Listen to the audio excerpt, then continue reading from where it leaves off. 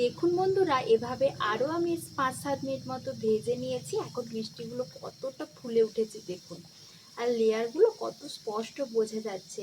তো দুটো উপকরণে এত চটজলদি বাড়িতেই বানানো।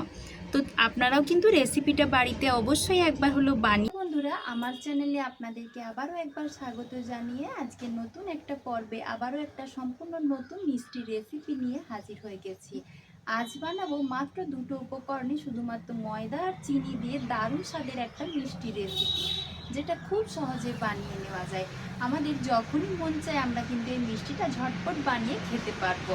তাহলে চলুন দেরি না করে আমার আজকের এই মিষ্টি রেসিপি শুরু করে ফেলি। ওর জন্য আমার এখানে সবার প্রথমে লাগছে ময়দা।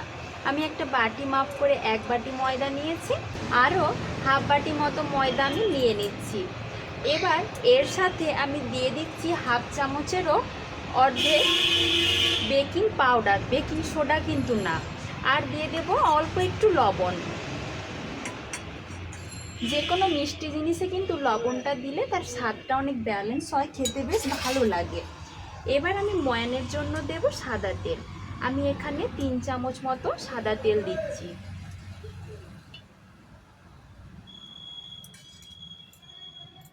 এবার সমস্ত উপকরণ হাত দিয়ে ভালো করে একটু মিশিয়ে নিচ্ছি। প্যানটা কিন্তু সুন্দরভাবে দিতে হবে, তবেই মিষ্টিগুলো একদম সুন্দরভাবে তৈরি করা যাবে। এবার হাত দিয়ে খুব ভালো করে একসাথে সব কিছু মেখে নেব। দেখুন বন্ধুরা, কত সুন্দরভাবে ময়াম দিয়েছি, একদম হাতের মুঠোর মধ্যে চলে আসছে। এইভাবেই কিন্তু ময়ামটা দিতে হবে। এবার অল্প অল্প করে নর্মাল রুম টেম্পারেচারে থাকা জল দিয়ে আমি ডোটা তৈরি করে নেব। তবে এখানে ডোটা কিন্তু খুব বেশি নরম হবে না, আবার খুব বেশি শক্তও হবে না। তাই আমি এভাবে অল্প অল্প করে জল দিয়ে এটা মেখে নিচ্ছি। দেখুন বন্ধুরা, ভালোভাবে মেখে নিয়েছি। তবে এটা কিন্তু অনেকক্ষণ ধরে খুব থেসে থেসে মাখার দরকার নেই, মোটামুটি জলটা ভালো করে একটু মিশিয়ে নিলেই হবে। তো কতটা শক্ত বা কতটা নরম আশা করছি আপনারা দেখে বুঝতে পারছেন। এবার এটা আমি বেলে নেব। তার জন্য একটা বেলনা চাকু নিয়েছি, আর তার মাঝে এটা আমি পুরোটাই এভাবে বসিয়ে দিচ্ছি। তারপর হাত দিয়ে সামান্য একটু বেলে নেব। এইভাবে করে বেলে নিচ্ছি। তারপর ছুরি দিয়ে মাঝ বরাবর আমি এটা কেটে নিচ্ছি। এভাবে 4 টুকরো করে নিয়েছি। তারপর একটার উপর একটা এভাবে চাপিয়ে নেব। এতে করে সুন্দর একটা কিন্তু লেয়ার আসবে। এবার আমি এটা হাত দিয়ে আবার ভালো করে এরকম করে একটু লম্বা মতন করে নিচ্ছি।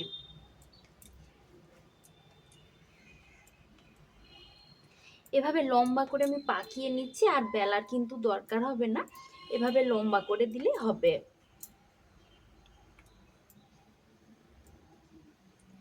এই যে দেখুন, এইভাবে করে নিয়েছি। এবার ছুরি দিয়ে আমি সমান সমান করে কেটে নেব।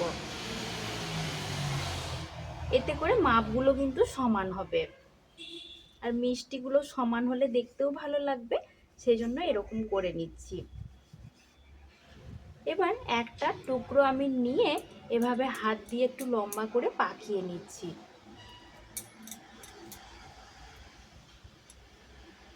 এই যে দেখুন বন্ধুরা, আশা করছি দেখে বুঝতে পারছেন, ঠিক ল্যাংচা যেভাবে বানায় ওই রকম করে শেপ দিয়ে নিচ্ছি।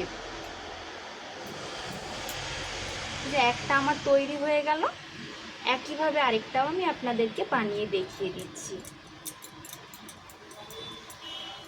হাতের মধ্যে নিয়ে এভাবে একটু লম্বা করে পাকিয়ে নিলে কিন্তু এই শেপটা চলে আসবে। এই যে দেখুন, সুন্দরভাবে কিন্তু এটাও আমি বানিয়ে নিয়েছি। একই রকম করে আমি প্রথমে সবগুলোই বানিয়ে নেব। একইভাবে সব মিষ্টিগুলো আমি বানিয়ে নিয়েছি। এবার এগুলো ভেজে নেব। তার জন্য আমি এখানে তেল গরম করতে বসিয়ে দিয়েছিলাম। তেল কিন্তু গরম হয়ে গেছে, তবে তেল খুব বেশি গরম করা যাবে না।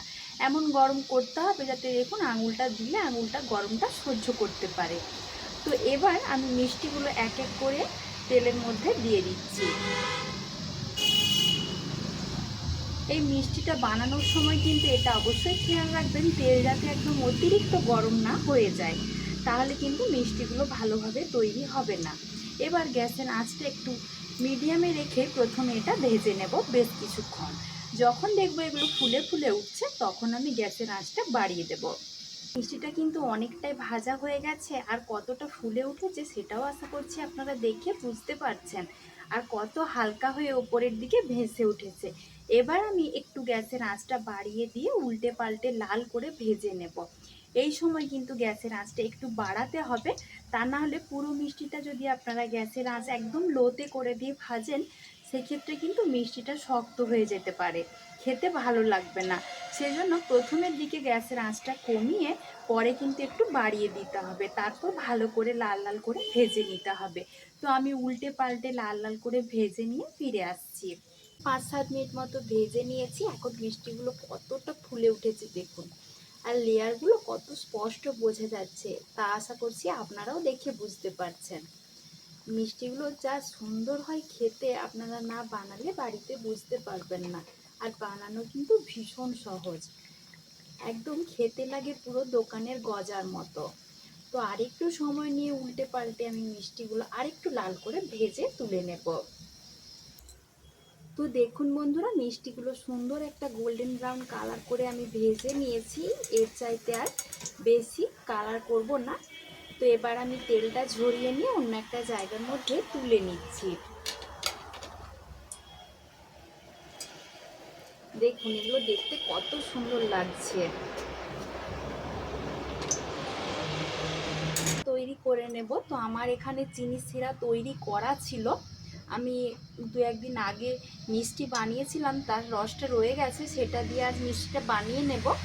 তো আপনারা যদি বাড়িতে মিষ্টিটা বানান সেক্ষেত্রে যেহেতু আমি 1.5 কাপ ময়দা মানে 1.5 বাটি ময়দা নিয়েছিলাম, সেই জন্য কিন্তু সেই বাটিরই হাফ বাটি চিনি নিতে হবে, হাফ বাটি জল দিয়ে চিনি আর জলটা ভালো করে একটুক্ষণ ফুটিয়ে নেবেন। আমার যেহেতু এখানে চিনি সিরাটা তৈরি করাই আছে তাই খুব বেশি সমস্যা হবে না, আমি এটা একটু ফুটিয়ে নিচ্ছি। আমার এখানে যেহেতু চিনি সিরাটা তৈরি করাই ছিল সেজন্য মিষ্টিটা বানাতে কিন্তু আমার একদমই বেশি সময় লাগবে না। দেখুন রসটা কিন্তু সুন্দরভাবে ফুটতেও শুরু করে দিয়েছে। এবার আমি যে মিষ্টিগুলো বানিয়ে রেখেছিলাম সেগুলো চিনি সিরার মধ্যে দিয়ে দেব। দিয়ে এইভাবে গ্যাসের আঁচটা একটু মিডিয়ামে করে দিয়ে উল্টে পাল্টে নাড়াচাড়া করতে থাকবো। যতক্ষণ না পর্যন্ত রসটা একদম শুকিয়ে শুকিয়ে আসছে ততক্ষণ কিন্তু এইভাবে নাড়াচাড়া করে যেতে হবে। এইভাবে আমি নাড়াচাড়া করতে করতে একদম শুকনো শুকনো করে নেব রসটা। এভাবে নাড়াচাড়া করতে করতে আমার এখানে রসটা কিন্তু একদম শুকিয়ে এসেছে। আপনারাও কিন্তু এভাবে একদম রসটা শুকনো শুকনো করে দেবেন। তারপর গ্যাসের আঁচটা আমি বন্ধ করে দিয়েছি। এবার এই কড়ার মধ্যে কিন্তু এটা নাড়াচাড়া করে করে ঠান্ডা করে নিতে হবে। তবে নাড়ানো কিন্তু বন্ধ করা যাবে না, তাহলে কিন্তু কড়ার গায়ে এভাবে চিটে যাবে, একটার সাথে একটা চিটে থাকবে, তখন মিষ্টিটা ছাড়াতে গেলে ভেঙে যাবে। তো এইভাবে অনবরত নাড়াচাড়া করতে করতে দেখা যাবে যে একটা সাদা মতো আস্তরণ ওপরে পড়ে যাচ্ছে, তখন বুঝতে হবে মিষ্টিটা ঠিকঠাক তৈরি হয়ে গেছে। তো আমি এভাবে করে মিষ্টিটা রেডি করে নিই। দেখুন বন্ধুরা, এভাবে বেশ কিছুক্ষণ নাড়াচাড়া করতে করতে কত সুন্দরভাবে মিষ্টিগুলো এরকম একদম শুকনো শুকনো হয়ে গেছে। এরকম অবস্থায় মিষ্টিগুলো কিন্তু এবার নামিয়ে নেব। আমি একটা প্লেটের মধ্যে মিষ্টিগুলো এবার পরিবেশন করে নিচ্ছি। মিষ্টিগুলো দেখলেন তো বন্ধুরা, বানানো কিন্তু ভীষণ সহজ আর খেতে দুর্দান্ত হয়। আপনারাও বাড়িতে এভাবে একবার বানিয়ে দেখবেন, তারপর আমাকে জানাবেন খেতে কেমন হয়েছিল। আশা করছি আমাদের মতো আপনাদেরও অনেক অনেক ভালো লাগবে। তো দেখুন মিষ্টিগুলো আমার কিন্তু তৈরি হয়ে গেছে। দেখুন বন্ধুরা, মিষ্টিগুলো দেখতে কত সুন্দর লাগছে। কেউ ধরতেই পারবে না যে এইগুলো মাত্র 2টো উপকরণে এত চটজলদি বাড়িতেই বানানো। তো আপনারাও কিন্তু রেসিপিটা বাড়িতে অবশ্যই একবার হলেও বানিয়ে দেখবেন, খেতে দুর্দান্ত লাগে। এই মিষ্টিগুলো ওপর থেকে কিন্তু একদম মুচমুচে হয় আর ভেতরটা একদম নরম। একটা আমি আপনাদেরকে ভেঙেও দেখিয়ে দিচ্ছি।